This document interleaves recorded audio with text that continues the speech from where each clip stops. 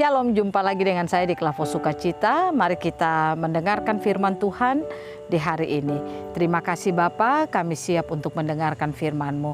Roh Kudus tolong kami, mampukan kami agar kami dapat menangkap setiap suara Tuhan yang berbicara kepada kami. Inilah hamba yang berkata-kata, bahkan jemaat-Mu yang mendengarkannya. Setiap pemirsa Klavos, Tuhan memberkati kami semua. Amin. Bagian kebenaran firman Tuhan bagi kita dalam kitab Efesus pada pasalnya yang keempat, ayatnya yang ke-26 sampai ayatnya yang ke-27. Demikian bunyi firman Tuhan. Apabila kamu menjadi marah, janganlah kamu berbuat dosa. Dan janganlah matahari terbenam sebelum padam amarahmu. Dan janganlah beri kesempatan kepada iblis. Demikian jauh pembacaan firman Tuhan bagi kita semua. Pemirsa Klavos yang diberkati oleh Tuhan. Firman Tuhan di hari ini mau mengajak saudara dan saya agar di dalam perjalanan kehidupan kita hari-hari ini kita harus bisa hidup memiliki roh penguasaan diri. Artinya saudara dan saya harus tahu siapa kita sebenarnya. Nah, ketika kita menyadari siapa kita di dalam Tuhan, maka saya percaya kita tidak akan pernah lagi dikuasai oleh pekerjaan-pekerjaan iblis di dalam kehidupan kita. Tapi kita akan mampu hidup sebagai orang-orang yang telah memiliki kehidupan yang baru. Nah, hal inilah yang diingatkan Paulus kepada jemaat di Efesus. Dia katakan kepada mereka, ayatnya yang ke-24 dia katakan, ayatnya yang ke-23 sampai yang 24 dia katakan, supaya kamu diperbaharui di dalam roh dan pikiranmu dan mengenakan manusia baru yang telah diciptakan menurut kehendak Allah di dalam kebenaran dan kekudusan yang sesungguhnya. Ayatnya yang ke-25 dia katakan, karena itu buanglah dusta dan berkatalah benar seorang kepada yang lain, karena kita adalah sesama anggota. Artinya Paulus mau mengatakan kepada jemaat di Efesus agar kehidupan mereka sebagai orang-orang yang sudah memiliki satu kehidupan yang baru. Mereka bukan lagi manusia lama karena produk Adam pertama, tetapi mereka adalah manusia baru.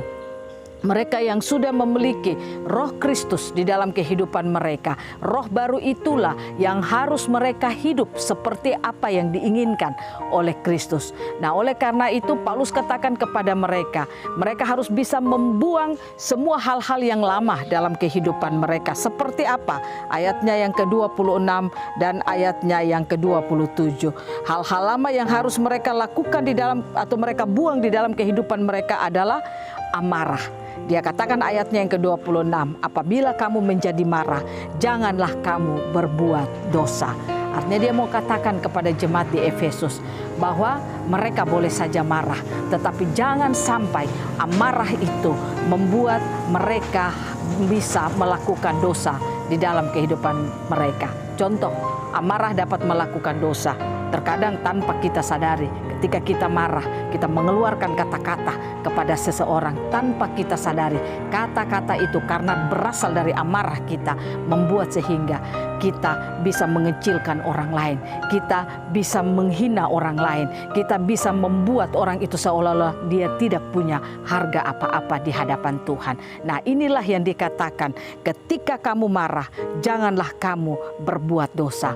Nah, oleh karena itu saudara, kalau orang marah, dia bisa melakukan hal demikian. Itu tanda dia sudah tidak hidup lagi dengan roh Kristus yang ada dalam hidupnya. Tetapi dia sudah dikuasai oleh iblis. Makanya ayat yang ke-27, Paulus katakan, janganlah matahari terbenam sebelum padam amarahmu. Dan janganlah beri kesempatan kepada iblis. Artinya dia mau katakan, kalau amarah itu ada di dalam hidup kita, atau pada saat itu kita menjadi marah, jangan biarkan amarah itu dia belum selesai ketika matahari itu terbenam. Artinya sebelum matahari terbenam amarah itu selesai. Atau dia mau katakan secara bahasa saya, yaitu jangan marah lama-lama. Pastikan ketika kita ada masalah, kita ada persoalan harus diselesaikan saat itu. Jangan tinggal sampai lama-lama, karena kalau kita tinggal sampai lama-lama amarah kita, maka iblis akan menguasai hidup kita. Nah, oleh karena itu saudara, firman Tuhan hari ini baik bagi saudara dan saya. Di tengah-tengah situasi kondisi ini, tanpa kita sadari, iblis dengan mudah menguasai setiap kehidupan kita. Ada orang yang bisa marah sampai bertahun-tahun, sampai bahkan mati pun dia tidak berbicara dengan orang yang dia marah itu. Nah, ini tidak diinginkan oleh Tuhan. Paulus katakan kepada jemaat di Efesus, kamu sudah memiliki roh baru, kamu tidak lagi memiliki roh yang lama, tapi kamu sudah menjadi manusia baru. Mari kamu hidup seperti manusia barumu. Apa manusia baru? Sebagai tanda ada dalam hidup mereka, yaitu Kristus yang ada dalam hidup mereka. Saudara dan saya kan orang yang percaya kepada Kristus. Mari kita percaya Roh Kristus ada pada kita. Biarlah Roh Kudus terus membantu kehidupan saudara dan saya untuk kita hidup melakukan apa yang diinginkan oleh Tuhan, sehingga mungkin situasi saat itu bisa buat kita marah, mungkin keadaan bisa membuat kita marah, mungkin orang-orang di sekitar bisa membuat kita marah, tapi saya percaya ketika kita berfokus terus kepada Kristus yang ada dalam hidup kita, yang sudah menjadikan kita manusia baru, maka kita pasti bisa mengontrol kehidupan kita, sehingga kita tidak akan jadi orang yang suka simpan dendam sama orang. Kita tidak akan menjadi orang yang suka marah orang, ikut keinginan kita sendiri, sehingga kita tidak tahu bahwa ketika kita marah orang, kita tidak tahu mungkin besok orang itu akan jadi berkat bagi kita. Dan oleh karena itu saudara, mari kita belajar sebagai orang-orang Kristen yang sudah memiliki roh yang baru. Mari kita hidup sebagai orang yang sudah memiliki roh yang baru. Kehidupan yang baru dari Kristus itulah yang harus kita lakukan atau jalani dalam kehidupan kita setiap hari. Nah, oleh karena itu, apa yang harus kita lakukan supaya kita bisa tetap hidup sebagai manusia baru di dalam kehidupan kita? Saudara harus terus menyadari hidupmu. Engkau bukan lagi produk Adam pertama, tapi engkau sudah memiliki kehidupan baru, memiliki produk Adam yang terakhir. Saudara dan saya adalah produk Adam terakhir. Kita sudah memiliki Kristus dalam kehidupan kita. Seperti dikatakan dalam 1 Korintus pasal 15 ayatnya yang ke-45. Nah, oleh karena itu saudara, hiduplah seperti manusia baru. Engkau orang Kristen, engkau percaya Yesus, hiduplah sebagai manusia baru. Tuhan memberkati kita sehingga firman yang memampukan kita tidak menjadi orang Kristen yang diperbudak oleh amarah dalam hidup kita. Amin. Mari kita bersatu dalam doa. Bapa, kami bersyukur kepadamu atas kebenaran firman yang telah kau berikan bagi kami. Roh Kudus, mampukan kami agar kami mampu hidup menjadi manusia baru di dalam kehidupan kami. Kristus yang ada dalam hidup kami, sifat-sifat Kristus, nature Kristus yang kami miliki, memampukan kami untuk kami hidup seperti apa yang diinginkan oleh Tuhan. Biarlah amarah tidak menguasai hidup kami, amarah tidak memperbudak hidup kami, tapi biarlah kami akan mudah untuk mengampuni, kami akan mudah untuk memaafkan satu terhadap yang lainnya.